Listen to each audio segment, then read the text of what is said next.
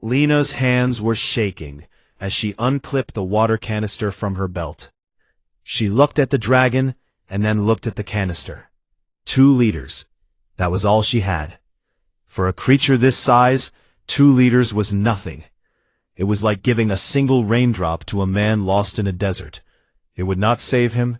It would not fix anything.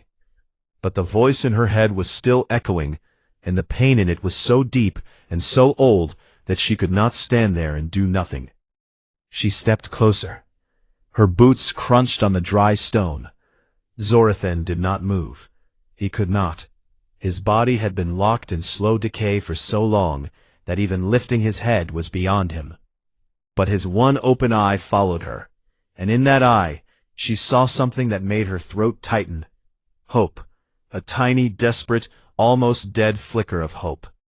She unscrewed the cap and poured the water onto the flat stone near his mouth. The reaction broke her heart. Zorathan's entire body shuddered.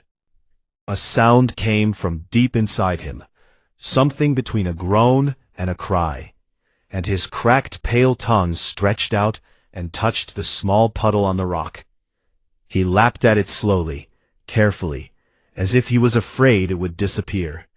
As if he was afraid he was dreaming. It was gone in seconds. 2 liters, swallowed by centuries of thirst. Lena opened the second canister without hesitating, and poured that too. He drank it the same way, slow and trembling, and when it was gone, he let out a long, shaking breath that she felt in the ground beneath her feet. His eye cleared slightly. She could see the gold in it now, faint but real. His telepathic voice came again, and this time it was a little stronger. You gave. No one has given. In 400 years, nothing has given. Lena sat down on the cave floor. She pulled off her gloves and pressed her bare hands against the warm stone, and looked up at the enormous creature in front of her. Tell me what happened, she said aloud. She knew he could understand her meaning, even if he did not know human words. Tell me everything. And he did. He opened his mind to her, and the images that poured in were so vivid and so beautiful and so sad that Lena could not stop the tears from falling. He showed her Vareth 9 as it had been, a world of deep violet oceans that stretched from horizon to horizon, rivers that fell from floating stones high in the sky, crashing into pools of crystal-clear water below. Forests of tall blue trees that grew along the riverbanks, and the Dralith, hundreds of them, soaring through clouds heavy with rain, diving into glacial lakes, singing songs that made the water rise and fall and dance. They were not animals. They were a civilization. They spoke through thought. They shaped their world through songs that connected them to the elements. Water was their lifeblood, not just for drinking, but for everything. Their songs, their power, their connection to the planet, all of it ran through water like electricity through a wire. Then he showed her the end, the day the twin suns shifted in their orbit and moved closer. The heat that came was slow at first, just a little warmer each year. Then the rivers began to shrink. The lakes turned to mud. The oceans pulled back from the shores, retreating further and further until the beaches stretched for miles, and the water was gone. The Dralith tried to save their world. They sang together, hundreds of voices calling to the water, begging it to stay. But the heat was too strong. The water evaporated faster than they could hold it.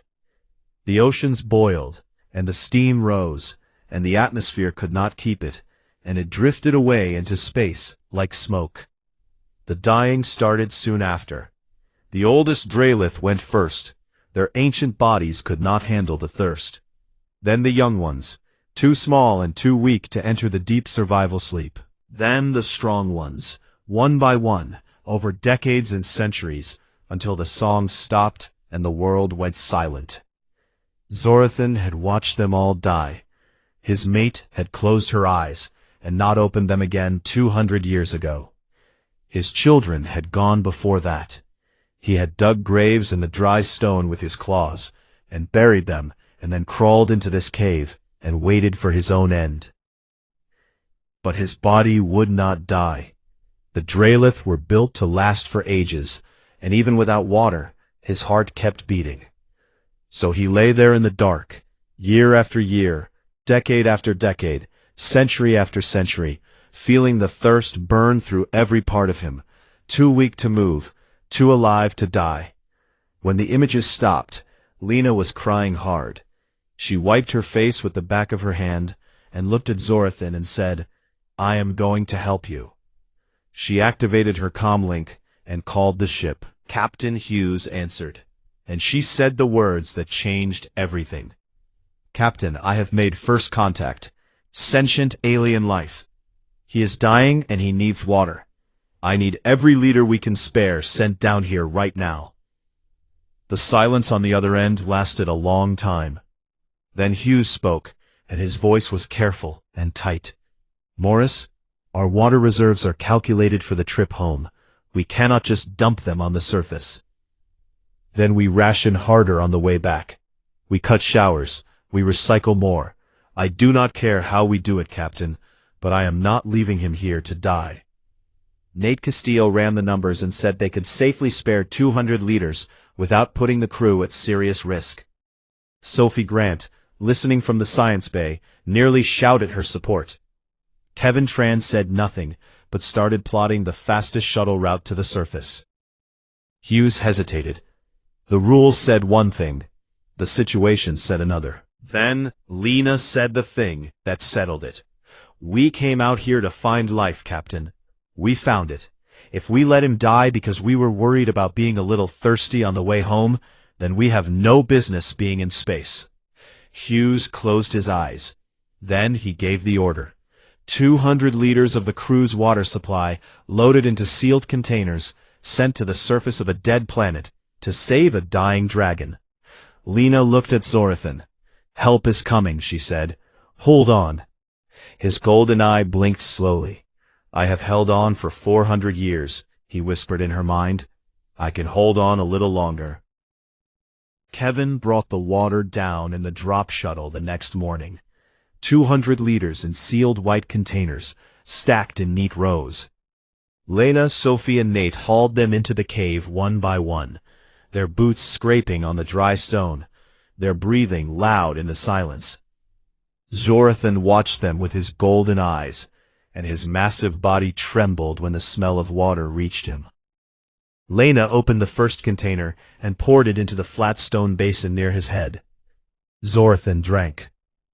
He drank with a slow, shaking need that made all 4 humans go quiet and still. Nobody spoke. Nobody moved.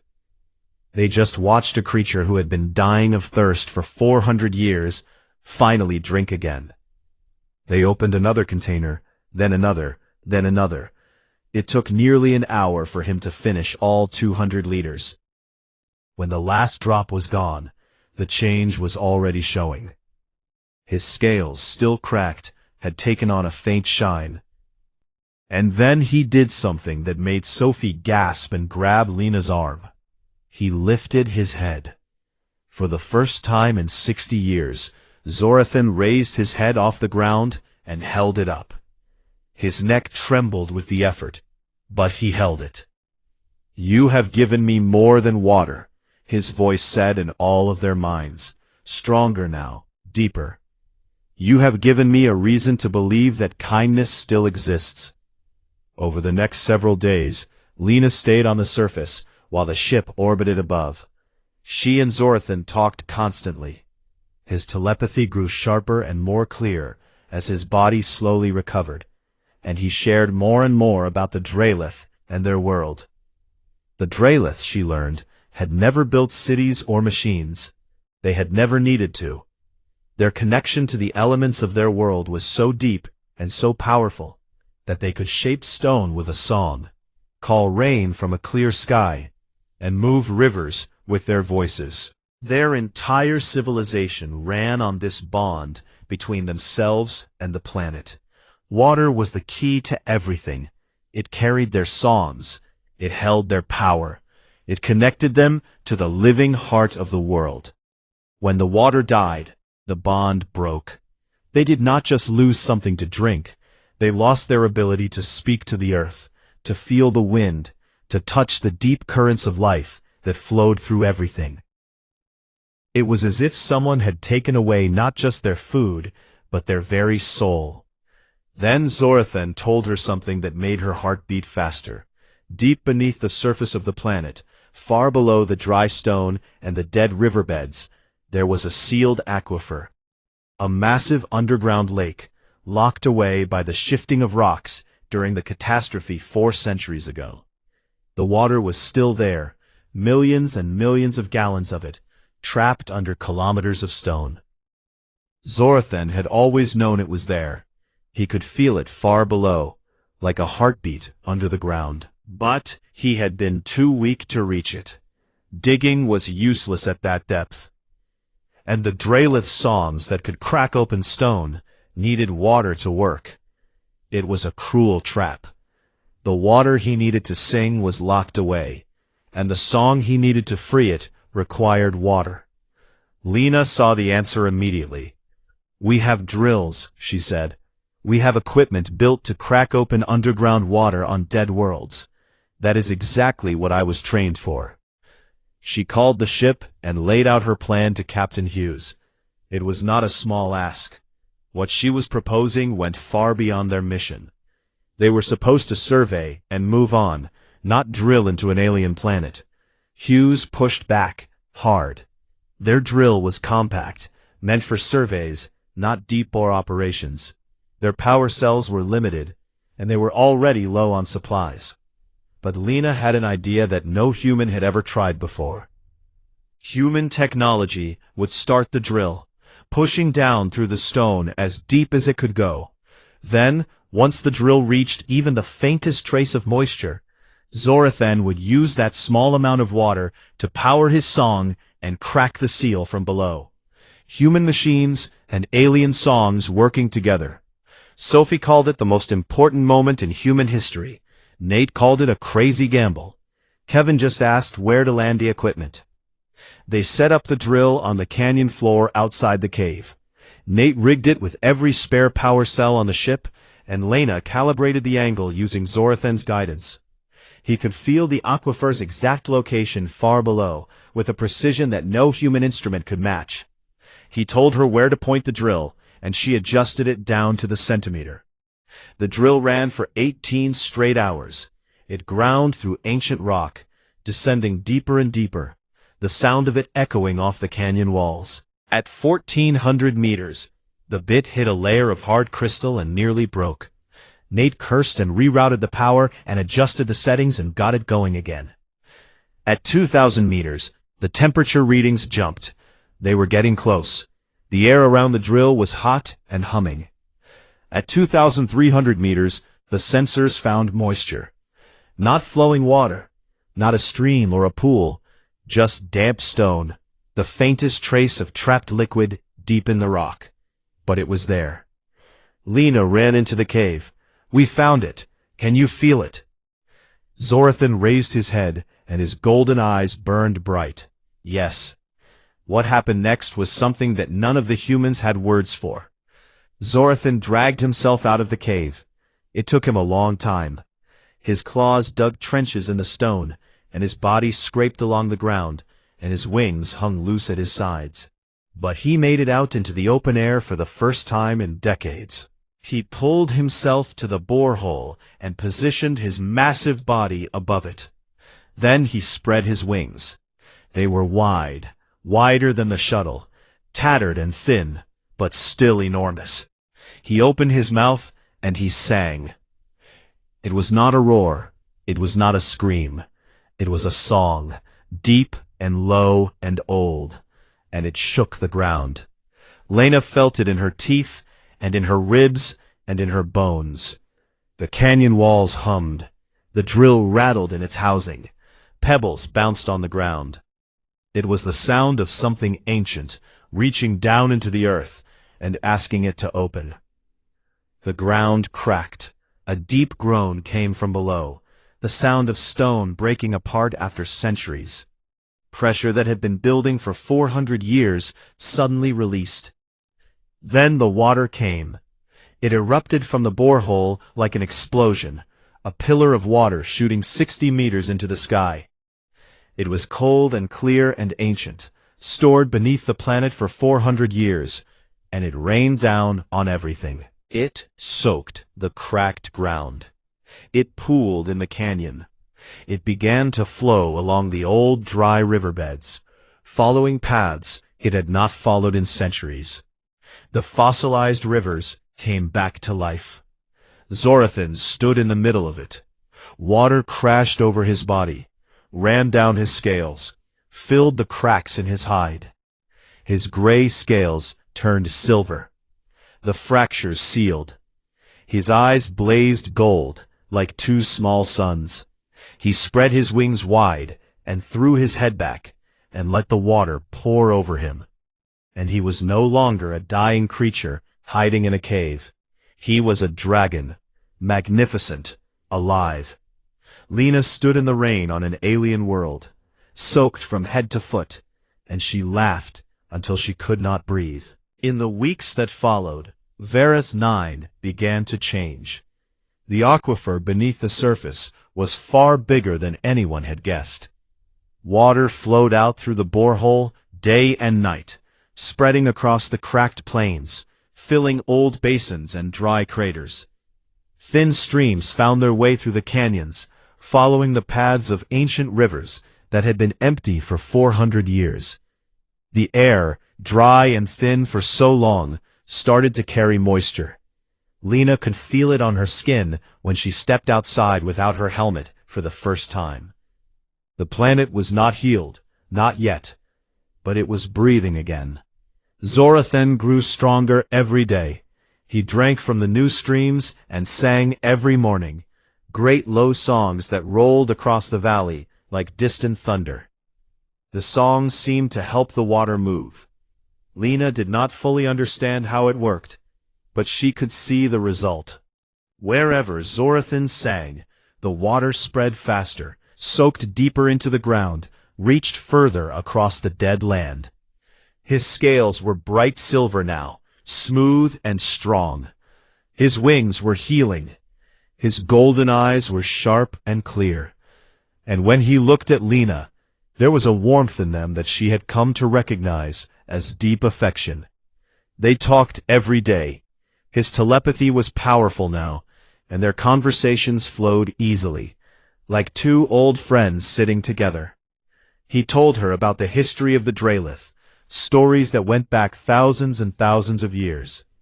He told her about the songs and what they meant, how each one was tied to a different element, a different part of the world.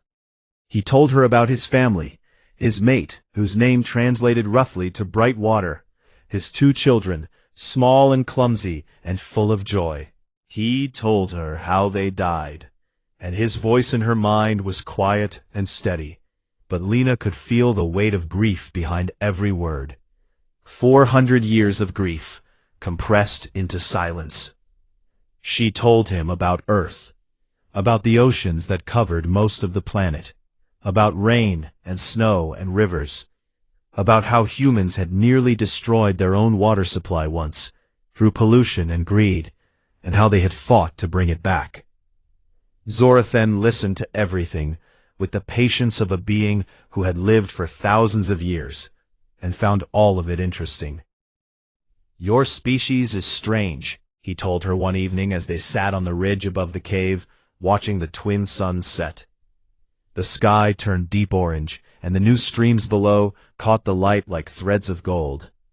"You are small and fragile, and you live for such a short time.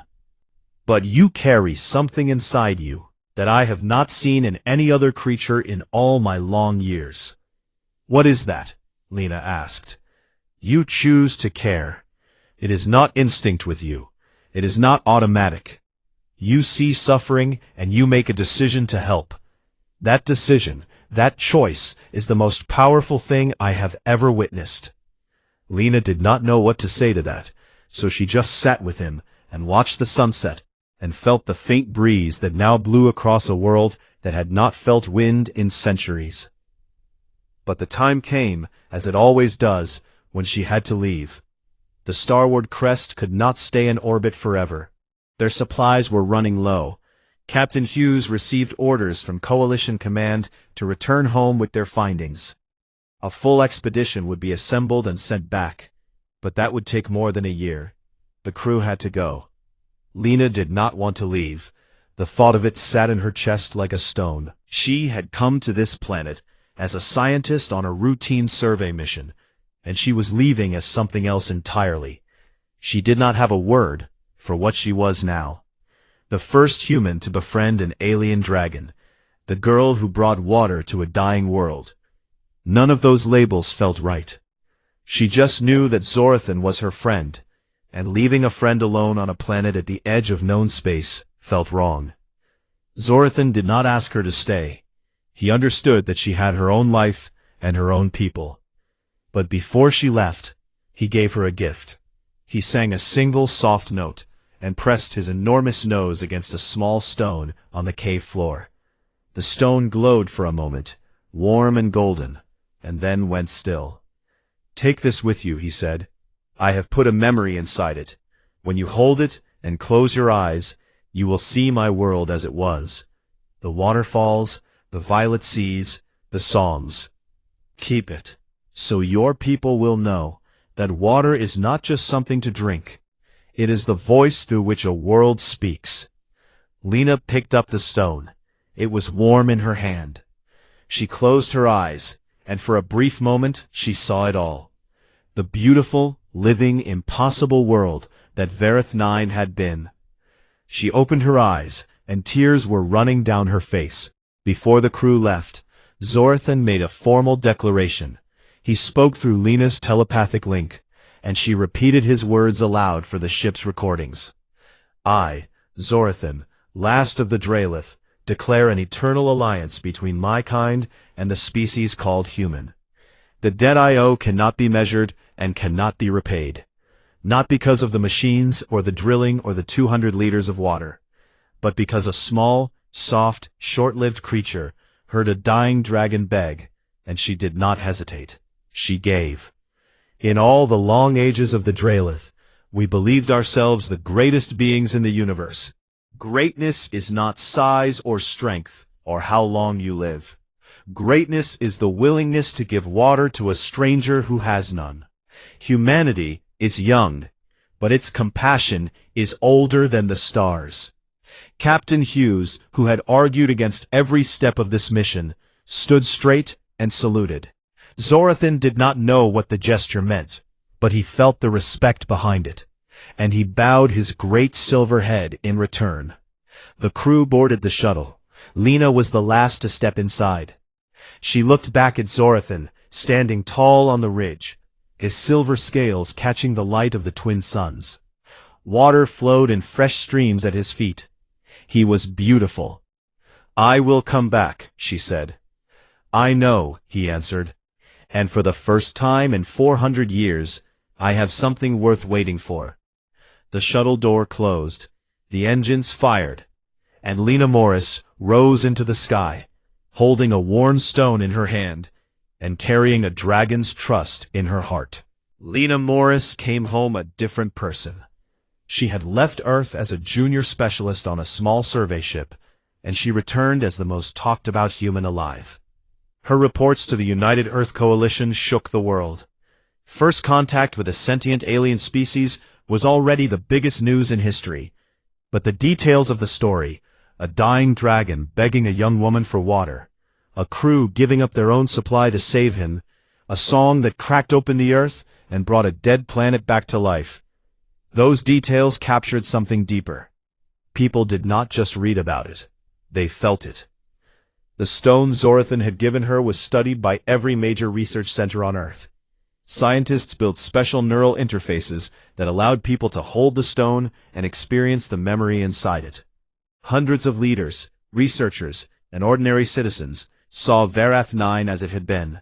They saw the violet oceans and the waterfalls falling from floating stone. They felt the joy of the Dralith flying through rainstorms. And they felt the loss, the slow, terrible death of a world that lost its water. Many of them cried. Some of them could not speak for hours afterward. It changed things.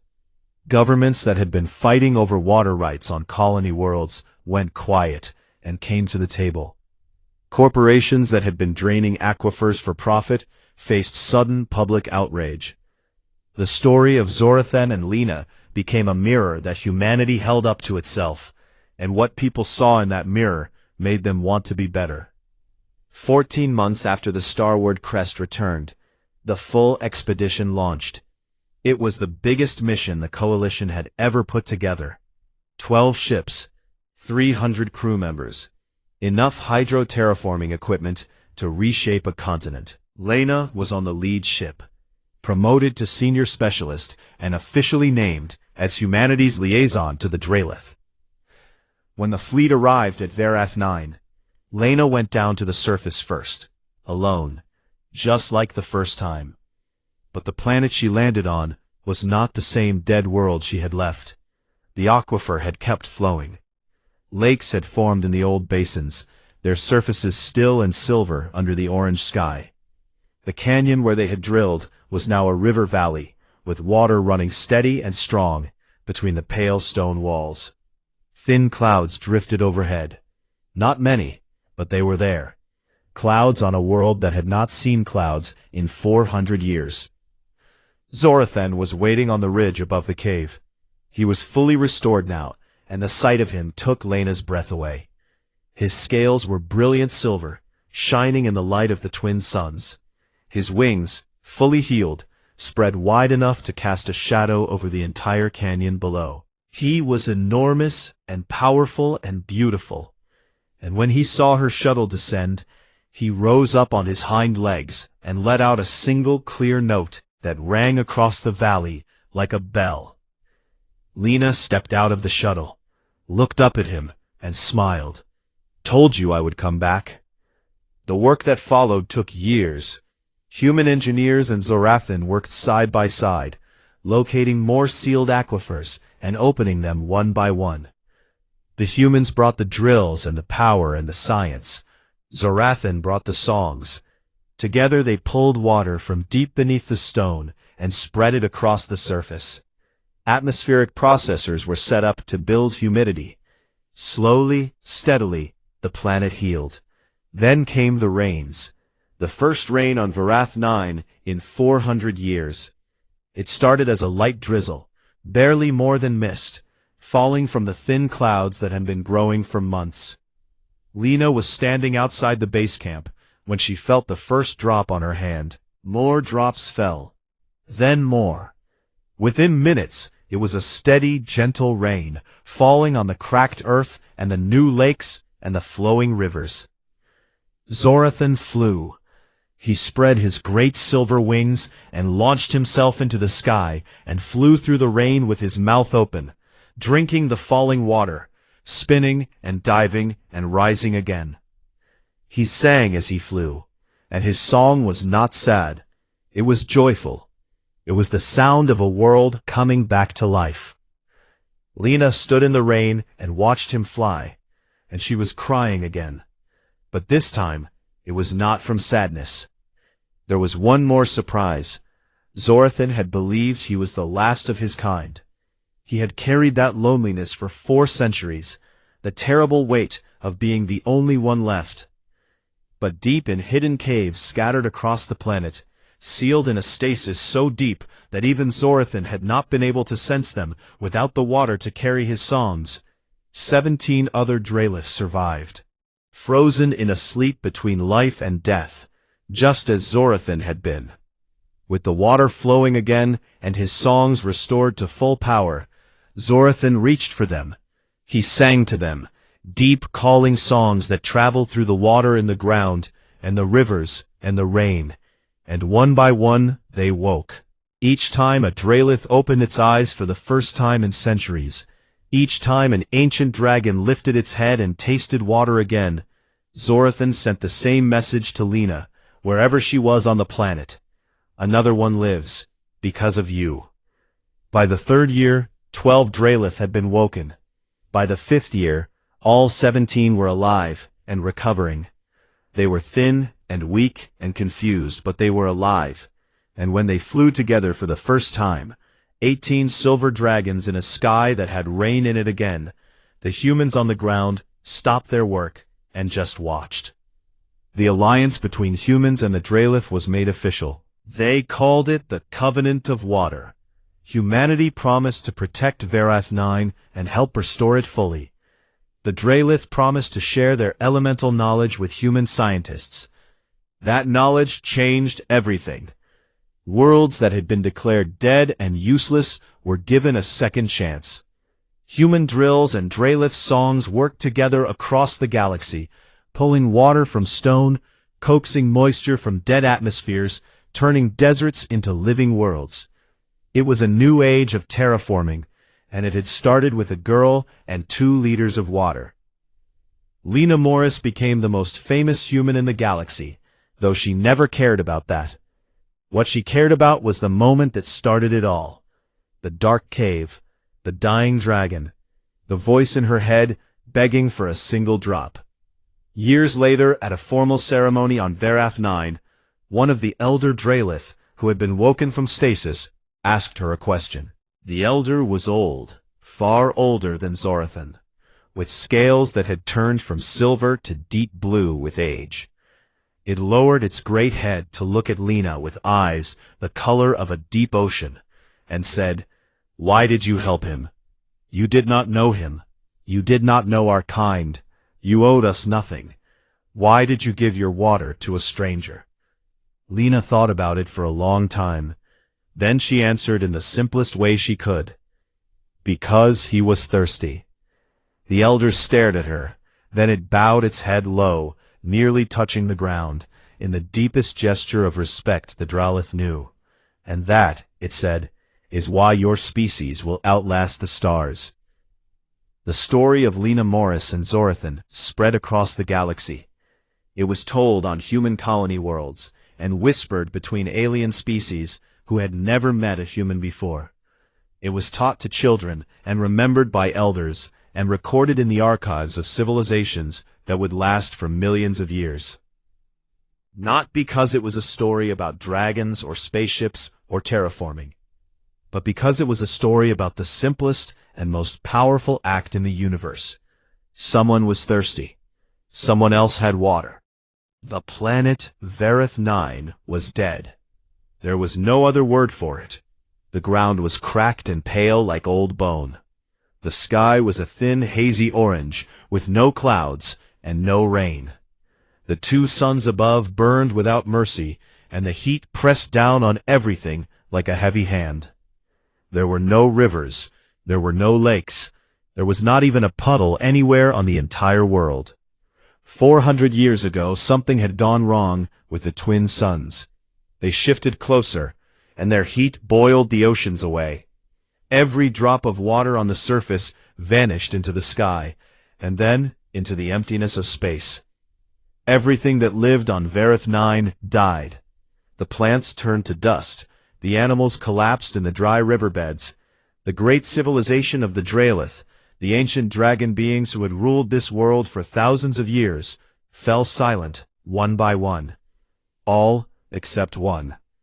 Deep inside a cave in a mountain range on the northern side of the planet, a dragon lay curled on the stone floor. His name was Zorathan.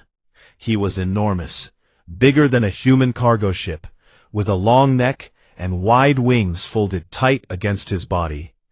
His scales had once been bright silver, beautiful like moonlight on water. Now they were gray and cracked. His eyes, once golden and sharp, were clouded and half-closed.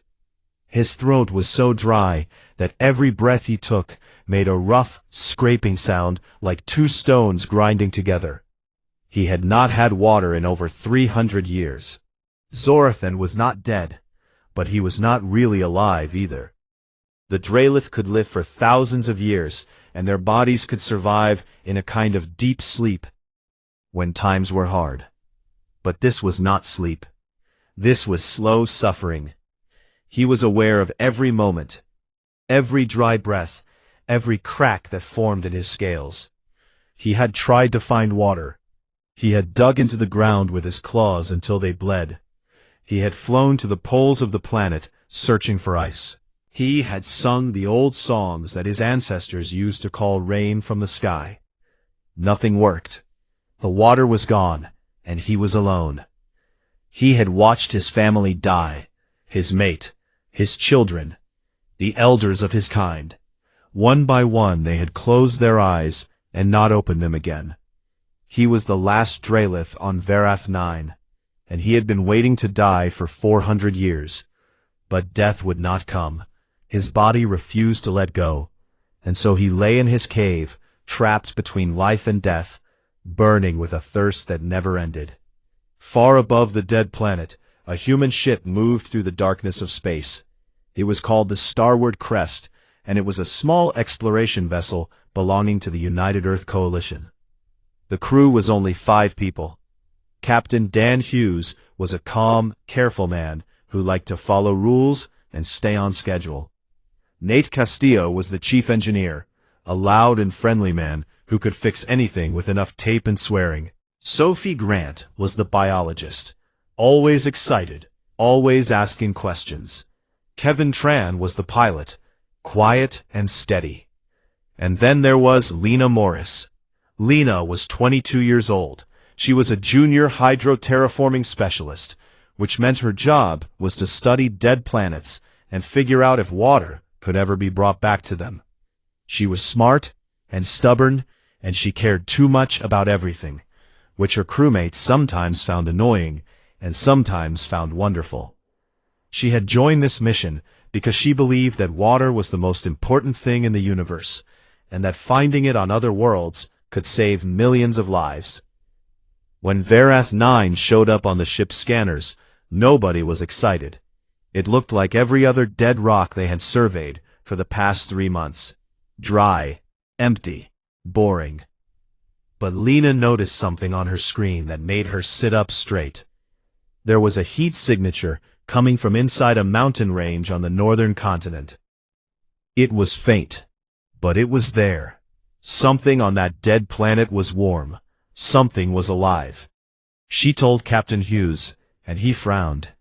They were low on supplies and behind schedule. He did not want to waste time on what was probably just a geothermal vent. But Lena pushed. She argued. She used her stubborn voice that made Nate roll his eyes and Sophie hide a smile. Finally, Hughes agreed to let her go down for a quick look. Just a few hours. No risks. Lena suited up. She strapped on her breathing gear, packed her scanner, and clipped 2 water canisters to her belt. 2 liters total, standard ration for a surface trip. Kevin flew her down in the drop shuttle, and she stepped out onto the surface of Varath 9. The heat hit her immediately, even through her suit. The ground crunched under her boots. She walked across a flat, cracked plain that went on forever, then followed the heat signal into a canyon of pale stone. The walls of the canyon were smooth and carved by water that had not flowed in 4 centuries. She saw shapes in the rock that looked like the beds of ancient rivers.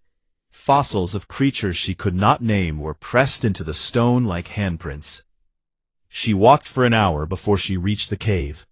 It was at the base of a tall cliff, and the opening was wide and dark. The heat signal was strong here. Something was definitely inside. She heard it before she saw it. A low sound, so deep it was more of a feeling than a noise.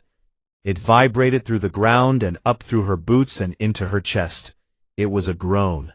A living thing was making that sound, and it was in pain.